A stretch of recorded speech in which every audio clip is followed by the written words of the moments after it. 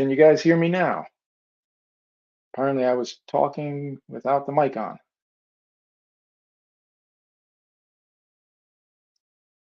Let's see, I got Josh and Eric in the chat. If you guys can hear me, just let me know. I love when we have technical difficulties. Well, I'm going to go on the assumption that now my mic is working. So if you didn't hear the intro, okay, cool. Tim can hear me. Cool. All right, thanks, guys. Thanks for joining, first of all. So I'll have to go back over that.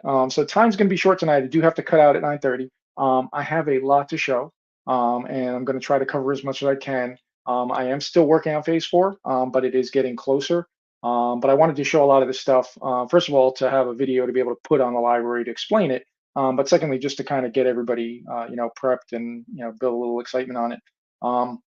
So without too much further ado, I'm going to go into what I can tonight. If I'm going to cut out at 9:30. Anything that I don't get to tonight, I'll try to cover in another. Try to get on again live maybe next week. Schedule's just getting tight. But let's switch up views. You guys don't really need me. So with phase three introduced a ton to the library. Those of you who've used it and seen the videos know. Phase four is going to take this up so many notches. It's kind of crazy. So I was really excited to show this stuff. So some of this stuff is still in development. There's probably still going to be some bugs. I'll probably come across them. But the plan is once I get this in a good enough shape, I'm going to do a kind of a mini beta test with my patrons. So those of you who are in my Patreon, I do appreciate it. I'm going to be doing this launch kind of a phased release. So my patrons, once I have it in a working format, you guys will get early access. So that's one of the early access things on Patreon. But everybody else will have access to it shortly thereafter. It's just a kind of a small window as a thank you to the patrons. It's not coming just yet. I still have probably a couple days left of work to do just to make sure everything's running. But let me show you guys. So I've always talked about the unlimited capabilities of Profi, and I mean going all the way back. But really, the total unlimited capabilities of Profi, I don't think anybody's really scratched the surface. Hey, Kim, good to see you on. Kim has done a ton of style, so Kim, maybe you're exempt from this, but I think in a lot of ways, people kind of see the styles either from the library or styles other people make, and they usually stick within those lanes. And that's really great because it covers a lot, but there is so much more potential. So while building out the library, particularly in phase three, and when I added all those new capabilities for the dual phase and the split blade, it got me thinking. So I actually have redesigned the code that puts styles together, and it's opened up this huge customization capability that really only going to scratch the surface. Although what I'm about to launch is going to take it like so many levels ahead. But there's even more coming. So first and foremost, we're going to go in. So I'm going to pick a couple of styles. So the options and stuff, I'll probably have to cover in another video because that actually goes down a rabbit hole. But I'm going to put together just kind of an option list. If you haven't seen the other videos on options, basically it allows you to use this single style that I'm building here, use it on multiple presets, and then using either edit mode or Profios Workbench, you're able to have multiple presets out of a single style, which would then allow you to actually fit even more presets on your board and do all the customization because you can edit the colors, you can edit all these style options. So it just saves some space and allows you to fit more and more. And with everything that's coming, you're going to want more space. So I've got 3 styles in my options. So now here's where we're going to start talking about the customization capability. First of all, what I've done, which hasn't been available yet, is when you build style options, you're not going to be able to switch between them in the previewer. So previously, and it'll highlight them in red. And I know you guys can't maybe read that the greatest. If I zoom in too much, it changes the layout a bit. But so now you're going to be able to actually preview as you do those options. So phase 3 didn't allow for that. Phase 4 is going to do it. But now here's where the customization comes in. So first thing, Kyber Select was a new style capability I built in. And the current library has, I think, 6 or 9 Kyber Selects. And it's something that a lot of people have been asking about and wanting other styles on. So I've actually redesigned how it works. So now Kyber Select is available on every style. So how Kyber Select is going to work now is it's actually a color option. So you're going to choose your color and you can choose Kyber Select. And then you're going to be able to build what select options you are. So if you haven't seen the video on Kyber Select, Basically, it's just kind of a nice feature. What it does is it allows for you to pick the color of your blade before you do your first ignition. And then that color gets locked in. So if you think about it almost as if you were adjusting your Kyber crystal that you're going to use, or like the Galaxy's Edge where you pick your crystal ahead of time and drop it in. That's the idea behind it. And it's basically it's a one-time setup every time you activate the preset. Now, if you change presets, or if you reboot, it resets the color. So it allows you to technically build a blade out with up to 6 colors. Um, so I'm just picking a couple here. So the way this particular setup for Kyber Select is it uses the turning of your hilt. So how you do it in the previewer is just with twist angle. So the low end will be the red. If I twist it a little more, it'll become blue, and then we'll get green, and then purple, and then gold, and then silver. And that's basically how you would actually use it, is obviously by turning your hilt. And that little preview emitter color is what is going to happen when you ignite it. Now, the first time you ignite it, whatever color you're on is what locks in. Now, the old one was set to only specific styles. Now that you can do Kyber Select on all of your styles, you can choose whatever base style you want and have the Kyber Select capabilities. But then when you pick the color you want, the first time you ignite, that is now the color of that blade for the duration of your use of it. If you retract, you lose that color emitter and it's going to always stay there. Now, how you fix it, if you want to test changing your presets in the previewer, you just click the change preset button and it will reset. In reality, when you're on your actual Saber, changing presets or rebooting is how you would reset that color. So it's a lock in. So the idea behind it is that you can actually have a single style with up to 6 colors. And then whatever mood you're in, you can just use your hilt to switch that color. And it's before ignition. So it's a similar to color change in terms of functionality, but this is done pre-ignition and it changes itself automatically every time you go to a new preset. But rather than try to build out every style with it, I've actually changed the library so it now allows you to pick and build it for every style. So any base style you pick, you'll have the ability to do Kyber Select. Um, Another one, which I know everybody's wanted forever, was a lot of work, but I've got it, is the ability to actually do custom colors. So the custom colors now, you'll actually be able to, let's ignite, use just a regular color picker and pick whatever color you want out of the full RGB spectrum. And these will go into the base style code. So you can find a color you like, put it in, lock it in. So that's something that you will now be able to do. Oh, sorry, I'm catching the chat out of the way. Kyber Select is used on whatever blade you want. So you can do it as a crystals effect, Kim. You can do it as a side blade. You can do it as accents. The only thing Kyber Select doesn't work in is the sequence builder. It's a different function than what Sequence Builder does. Custom colors are going to be for all blades, all effects. I'm still building some of them, so they're not all represented here, but all of your different effects will have the ability to go custom. So like if I go down to like, let's see, if I do like a ignition effect, I can actually do custom in here. Same thing, you can pick out of any of the colors you want. So no small feat. I know the editor has had this for a while, but to be able to have the library or to have my library be able to understand what all these colors was I had to change a bunch of stuff in the back end, but I got it working. So, so yeah, so now when we do our ignition, we're going to get a blue power up ignition or whatever color you want. So all of your colors and effects throughout the entire style will now be able to be picked from custom. Now, one caveat being the original setup on these colors in my entire library will be using the named colors are tied to the color list built into edit mode. So if you pick a custom color, it is your custom color. Edit mode will not know that color. So edit mode only knows the listed colors that are in there. So the red through white that are named are the ones that will work. If you use a custom color, it is going to be built into your config. But edit mode won't know that custom color. It will use it to do editing, but you won't be able to go back to it with an automatic thing like color list. So that's the one caveat with it for those of you who use edit mode, but for most everybody else, it won't. Let's see, Nick. Hey, sorry, I didn't say hi to everybody who's jumping in. I'm trying to keep an eye on the comments at the same time. Color change is something totally different. This is picking the color into the actual arguments for your base style, all the other styles. This still uses edit mode's color capabilities. If you build a color change style, then you're going to be able to do it. But so now you're going to have the ability to do custom colors, whatever you want, right out of the library. So we can actually, let me go find a nice blue so we can do whatever we want now. Now this is where we're going to go a little. Hey, Brian, good to see you on. Um, sorry, I lost my train of thought. I saw a couple of people jump in the chat. So this is where now that next level is coming in.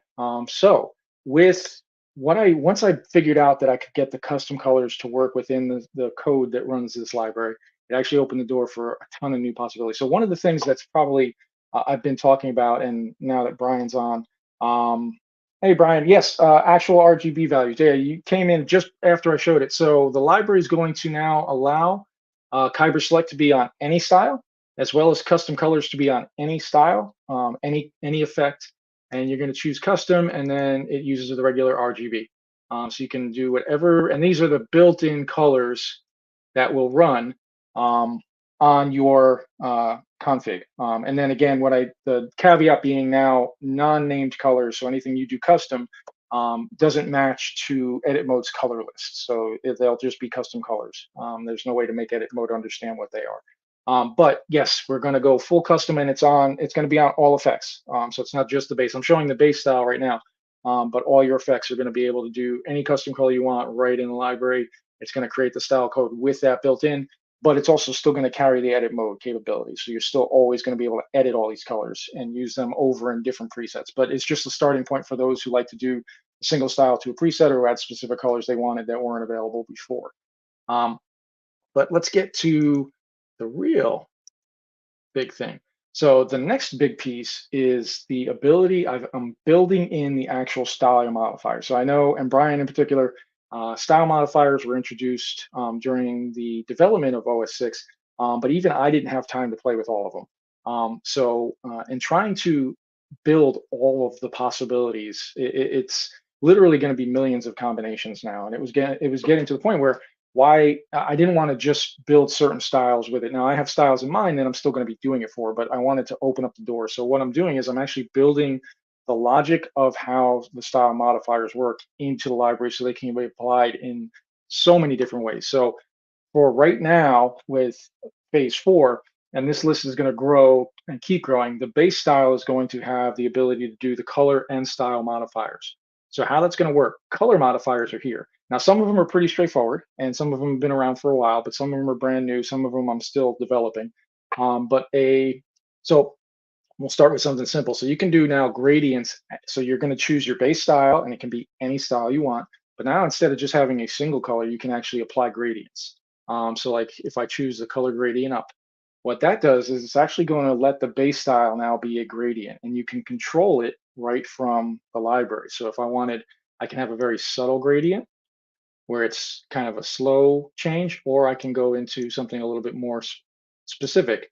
And you can adjust the actual gradient level using these dials. And what it's going to be is it's basically just shifting the number, but it allows for you to apply a gradient. Now we're also going to have the ability to do kind of like a dim or a bright type of gradient. So if you wanted to make something that looks more like an in-held LED, you can apply a dimming gradient and apply that. We also have the ability to do bright, and we can flip it so we can do a bright down.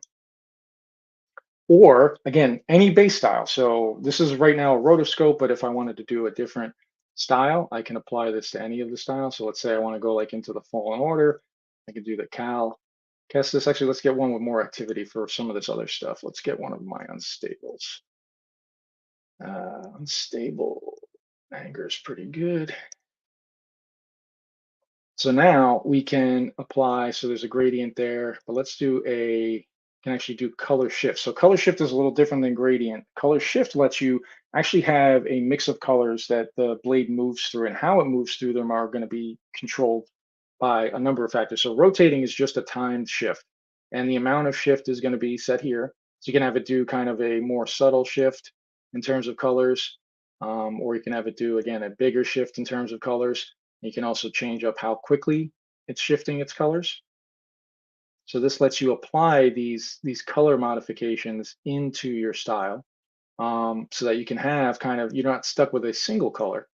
Or we can actually go into actual rainbows. So we can go, instead of having unique rainbow styles, you can actually have rainbows applied to your base style.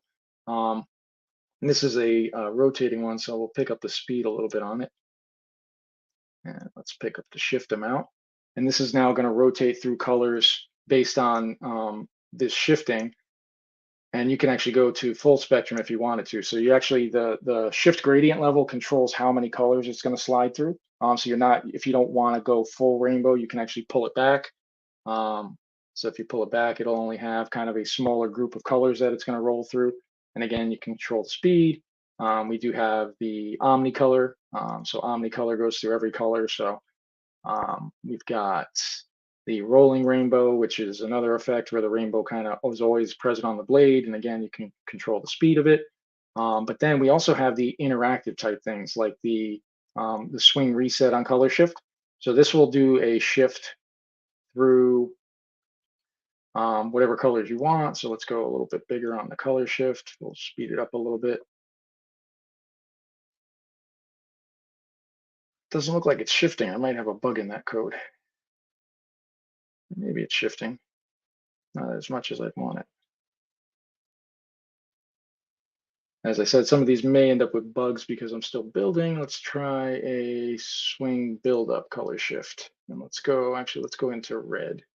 No, red pretty well. Red shows off its colors nicer. And then every time we swing, there we go. So every time we swing here, it's going to change that color again within that shifted range.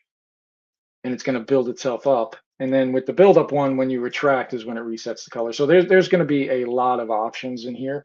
Then let's see. Now, on top of that, let's go play with one of the, I'm going to pick a gradient color up and I'm going to leave the gradient. So on top of that, and this list is small right now, but this is going to grow, is the base modification, which is applying style modifiers to the actual style code. So right now I've only got a couple built, but you can invert. So I can change the direction of the flow. So I can flip the direction of this flow. So particularly like flames or these unstable pulses that normally would go up the blade, you can invert them. We can do the mirror out, which essentially creates a center point and has both the gradient and the flow moving in the opposite direction, or of course mirror in. And there's a bunch more that I still have to work on. But you can apply all of these. And again, this is a single base style with unlimited color capabilities. Plus, I think there's already like 40 of these color type mods you can apply. Maybe 36 of them are active now. And then this list will keep growing. So you're going to be able to take single styles and just mix and match colors, gradients, effects, modifications, etc., and apply them all into your style. So you can have really, really unique stuff. So let's go back to no modification, but let's see what this looks like now if I were to go and grab a different style effect. So if I grab something like the Ronin, can see what that's going to look like. So now you're able to apply these different color capabilities and edit them all on screen. So you can do your color shift with a twist angle. So as you turn your hilt, it's going to change that color up. And there's going to be more and more of those. So you're going to have the ability to really, I mean, minutely customize every style in the library, get the style code for it, and now use it in your config. And I just because I'm watching the clock here, I did, for those of you who joined late, I do have a hard stop at 9:30. So I have a few more things to cover. I'm going to try to squeeze them in. If I can't get them this week, I'm going to see about next week getting back on. I still have more work to do on phase 4, but I wanted to get this out there. But this is the big thing is, and this is still a lot of in progress, but the ability for doing this kind of customization at the style level in the library is going to be huge. And you know, you guys are going to be able to build so many unique custom effects right off the bat. Just picking your base style, going into all the color capabilities. If you want to go Kyber select, if you want to go custom color, if you want to apply the different color type capabilities, if you want to apply more style modifications. And again, the style modifications right now is only these handful. They take me a little bit longer to make sure that everything runs properly, but that list will be growing with a bunch more. And the idea behind it is taking a single base style and doing so many different things with it, you're going to come up with really unique stuff.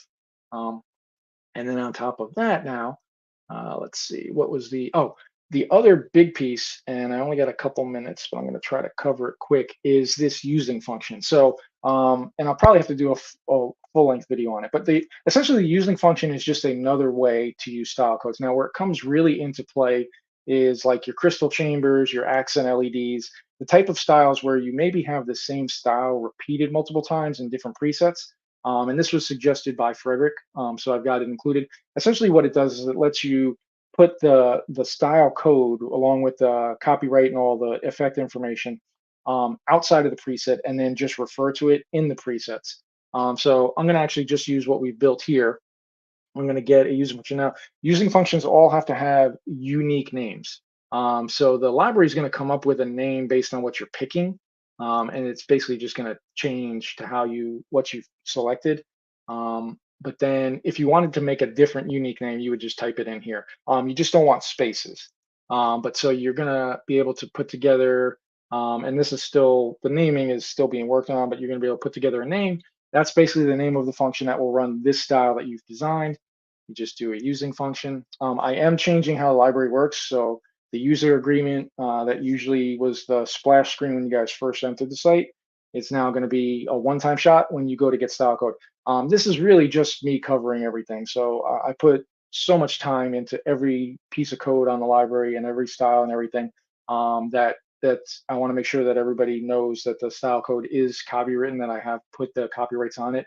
Unfortunately, there are some people out there who've decided that they're going to take style code from previous libraries and put their name on it and try to sell it or try to pass it off as their own. So I keep a copy right now on all the code that is generated by the library. You're just going to have to agree to it once, and then they'll give you your code. So that way you're not always hit with it in the landing page, but you still are agreeing to that, obviously, by taking my code.